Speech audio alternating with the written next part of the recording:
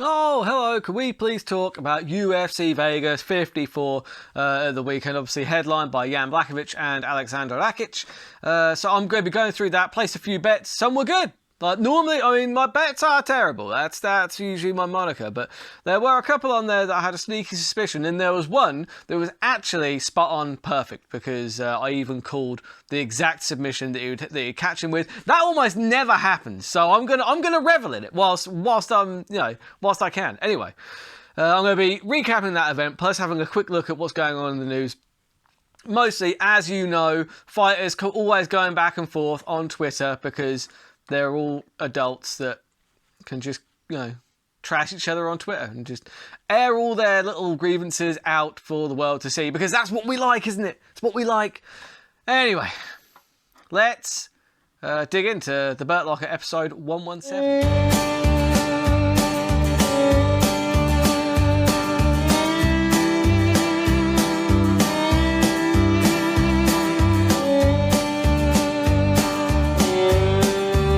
Right, so UFC Vegas 54, there were a lot of good fights actually, and there was a few that I didn't bet on that I just want to give a quick shout out to. Mr. Michael Johnson, back on track in a big way. Obviously, Michael Johnson, he's had his ups and his downs, and I've always rated him as a pretty decent fighter, to be fair, but he's had a rough go of it lately, and to come back and win in that kind of fashion. He beat a guy called Alan Patrick, and it was just a perfect combination. It was brilliant. He really showed off his hand speed, because that's the thing.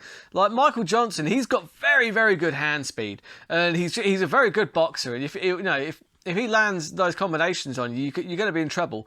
That was a lovely punch to finish the combo. Really nice knockout. If you didn't get a chance to watch it, go back and watch that. Shout out Michael Johnson. Good to see you back in the winner's circle.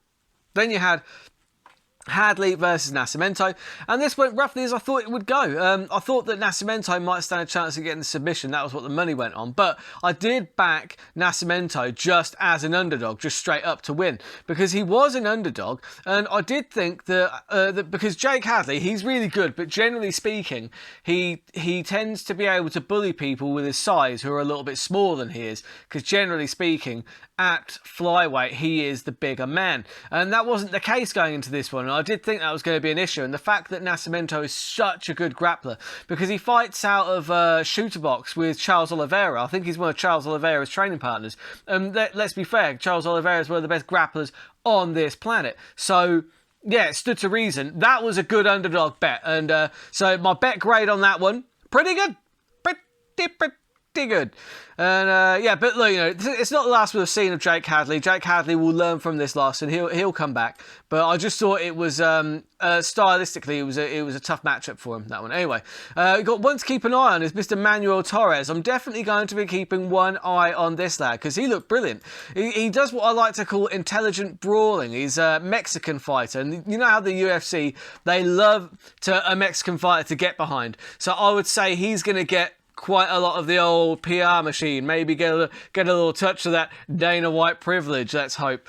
And yeah, look, Torres, the guy who's fighting Camacho he's pretty good, but he's one of those guys he's too willing to get hit. And when you've got a guy like Torres, who's what I like to call an intelligent brawler, he just, he will draw you into a brawl, and he will make you think that you're both swinging and hitting, but actually he's the only one hitting, and you're the one getting battered, and then you're going to end up on the end of a left hook. It was a really nice left hook. He kind of slipped the right, landed with the left, and knocked Camacho out. Really great win. And that's 12 of 13 wins by way of first round knockout as well, by the way. So yeah, Manuel Torres, keep an eye on that guy. Ribas versus Chukagian. Amanda Ribas. Looking at Ribas, look, at the end of the day, this was the only one on my accumulator, my just win-only accumulator, that let me down. I was actually devastated. She lost by split decision. Honestly, that could have gone to either fighter. It wasn't a robbery. It was a very, very close fight. I didn't know whose hand was going to get raised at the end of that.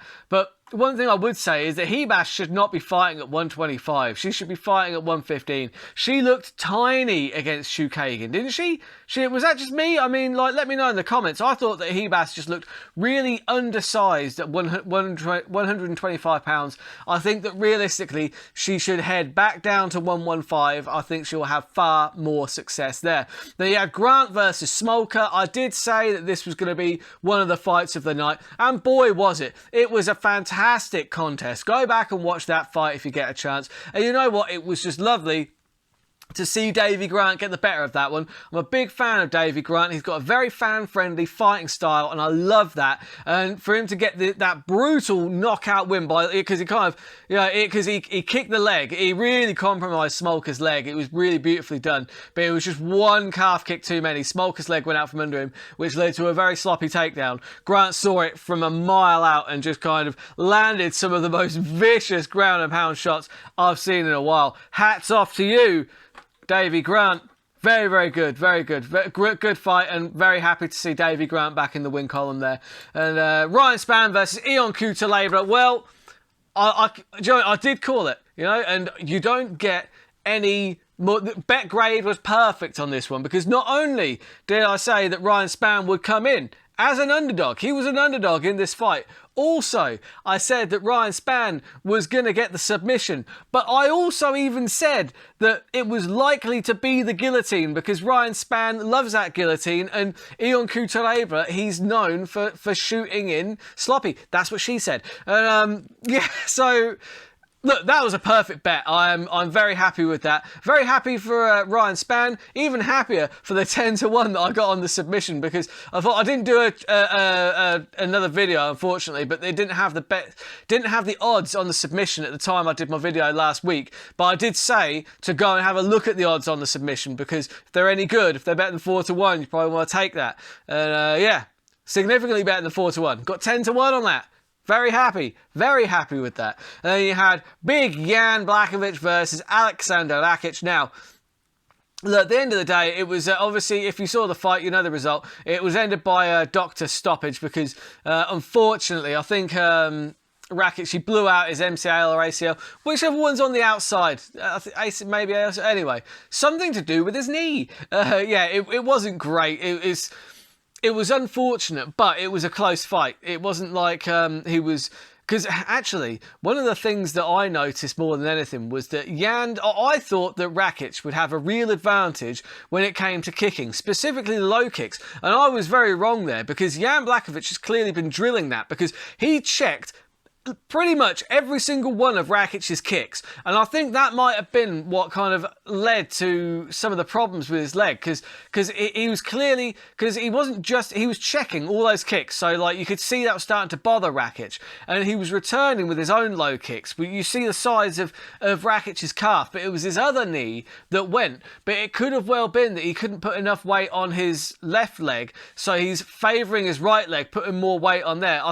Honestly, I do think that Yan Blackovich was probably getting the better slightly of that fight. It was close. It was a close fight. But, you know what, unfortunate for Lakitch. Hopefully he can get that repaired and make a comeback. But for the time being, I want to see Yan Blackovich back in that title fight against the winner of Teixeira and Yuri Prochaska. And because I'm a big fan of Yan Blackovich, Polish power man. He's such a likable guy, and I'd love to see him go about getting that belt back. So yeah. Overall, only one let me down on the ACCA, which was Amanda Hebas, which was unfortunate. That fight could have gone either way. But you know what? Better luck next time, AJ. I very rarely put these bets on with any illusions of winning anything, because a lot of the bets are just, as I say, pretty bloody terrible. But it wasn't a bad one this week. Wasn't a bad one. So yeah, I just want to say thank you for all your support. If you could do me a favour though, and like and subscribe, if you could share, if you could just copy the link and then tweet it out, just get my videos out there, because I just want to try and get more eyeballs on it, really. I do this because I really enjoy it, but I'd like to make something of it. So, and there's also my, if you want for other ways to support the show, there's the Patreon as well. You get early access to the picks, and there is some exclusive content that goes on there. I did miss it out last week, but usually there's a couple of bits that I only put on the Patreon. So yeah, just and it's only £1 a month, and it's just a great way to support the show, because I'm trying to just do something with it. So yeah, anyway, thanks for your support, and would love it if you could just like, share, subscribe, comment. Let me, Joe, tell me something in the comments. Call me a dickhead for all I care. It all helps the algorithm. All right, just throw me some abuse or whatever. I don't know. Keep it fairly clean though. Don't say anything too horrible. But so then we've got in the news, one of the main things we've seen Daniel Cormier and Tony going back and forth on Twitter, because you've got Tony Ferguson it all stuck right. Now the thing is, one of the is like he keeps on saying, I can't even find the bloody tweet now. What have I done with that? God damn it. Hold on. There we go. So he tweeted out like how not to make weight, ladies and gentlemen. Should have stripped him like they did Charles. Shout out to all those doing it right and keeping the sport clean. So he's because obviously we all knew Daniel Cormier didn't make weight that time. He used the towel and whatever. But at the end of the day, he should it's the commission's job to catch him out there, not anyone else's. But one thing I would say is that a lot of people are saying, why the hell is Tony Ferguson going in at Daniel Cormier? And Daniel Cormier is kind of holding his hands up going, I don't know why you're coming at me, Tony. It's I think the tweet has since been deleted because I did look for it yesterday, but I am certain, let me know in the comments if you saw it as well, but I am fairly sure that DC started this by sticking his oar in where it didn't belong, calling for Tony Ferguson to retire and hang it up. He put a tweet out there saying, Tony Ferguson, with all due respect, I think it's time that you hung it up. I think Tony Ferguson took exception to that and basically told him to shut the fuck up, fathead. You know what I mean? You enjoy your retirement. I'm going to keep doing what I'm doing. And it was that first response, but that response was to Daniel Cormier sticking his oar in where it was not needed. At the end of the day, Tony Ferguson looked better in that last fight than he has done in years. I honestly don't think the time is now for Tony to hang it up. But I do remember seeing a tweet from Daniel Cormier that I thought, even as I was reading it, I was like, oh, that's a bit patronising, isn't it? It's like, oh, you should probably hang it up now, Tony, blah, blah, blah. It's like, yeah, and I knew instantly Tony wasn't going to take kindly to that. Look, let me know in the comments, did I dream that? Johnny, did I dream that tweet? I'm sure I saw it. I don't know if it's... I think Daniel Cormier has since deleted it to make it look like Tony Ferguson has just been, unwarrantedly, attacking Daniel Cormier. I don't think that's the case.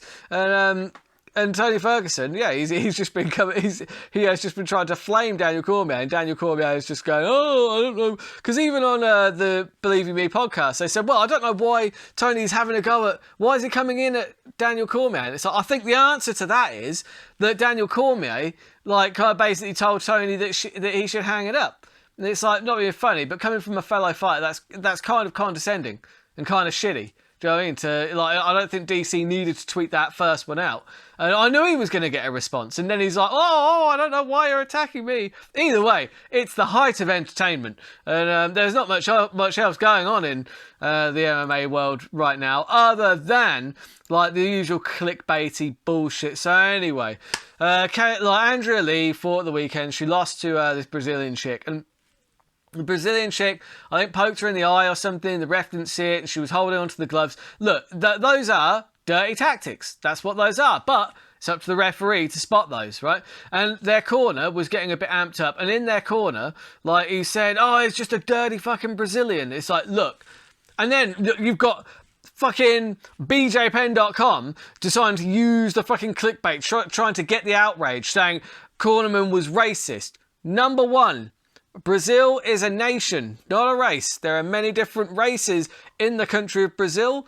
Brazil is a nation. So that wasn't a racist comment by the very definition. At the very worst, it was ill-advised and kind of insensitive. However, he was they're trying to make it sound like he was calling Brazilians dirty. He wasn't doing that. He was saying that the fighter they were fighting was Brazilian and that she was fighting dirty, which she was. To be fair, she was fighting pretty dirty. And look, he's just upset in the corner trying to hype up his fighter. He wasn't being racist. He has nothing to apologise for. People need to stop being so fucking sensitive. I can't believe that virtue signalling has started to bleed its way into fucking mixed martial arts now. You know what I mean? For people that enjoy watching fucking two human beings punch each other in the face until one of them is incapacitated, you're a fucking sensitive motherfuckers, aren't you? Huh? God damn it. Why can't people just not be so fucking sensitive? Like, and also, it's bullshit. It's a bullshit headline. He wasn't being racist. He was just... Was he being a little insensitive? Sure. Not racist. Just stop with that clickbaity bullshit. And I'll leave that at there. Let's go into something a little bit more chipper, like Troll of the Week. But this one got me. Like, I really did enjoy it. Because, look, at the end of the day, I'm not one to go back over old fights and say, oh, but this person won. We all knew it. Because, look, we have too many Max Holloway fans doing that. We all know it. Do you know what I mean?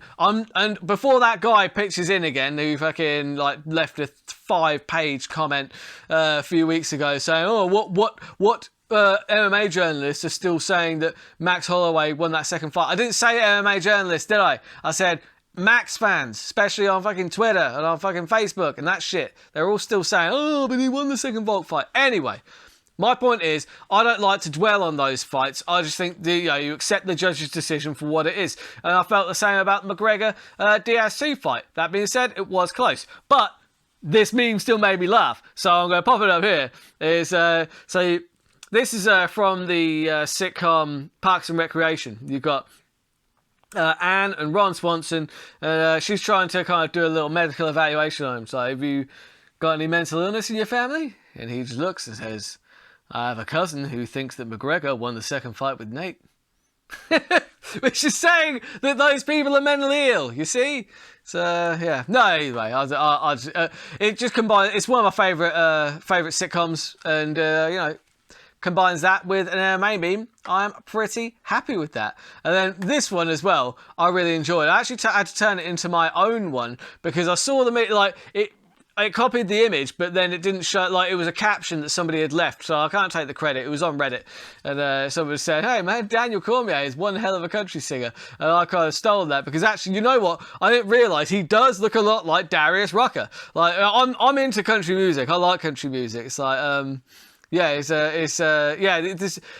Rucker does that one, Wagon Wheel. I flip it like a wagon wheel. You heard that one? Anyway, Darius Rucker's brilliant. He's a very good country artist. I would thoroughly recommend checking him out. But anyway, I didn't realise that he does actually have a really good resemblance for Daniel Cormier. So I've made my own meme there. I put it up, say what you will about Daniel Cormier, but he is one hell of a country singer. So DC, stick to the country singing. And stop telling Tony to retire, because you already knew what was going to happen. You knew that he was going to come back at you. You knew that. Joey, you kind of wanted the conflict, didn't you? You did. Come on, admit it. You did. You did. A little bit. Anyway, I am going to be looking at who is fighting this weekend. Let's have a very quick look at UFC.com, because I'm fairly sure there is a fight. Oh, it's Holly Holm, isn't it? Holly Holm is still bloody going.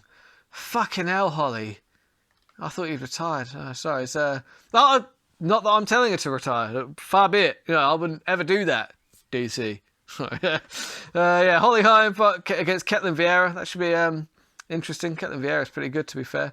Who else you got on here? Ponzinibbio against Michel Pereira. That is an interesting fight. That could be quite fun, to be fair. Eric Anders against Jun Young Park. That's not bad. You got some fighters on here that should be Tabitha Ricci. Oh, I do like Tabitha Ricci.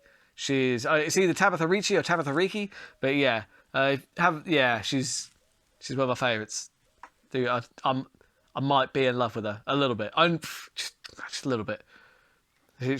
Don't tell her though. Don't look. Tell her I've got to go. Tell her I've got to go. Tell her I love her, but I've got to go. All right. Keep those odds low and those bets terrible.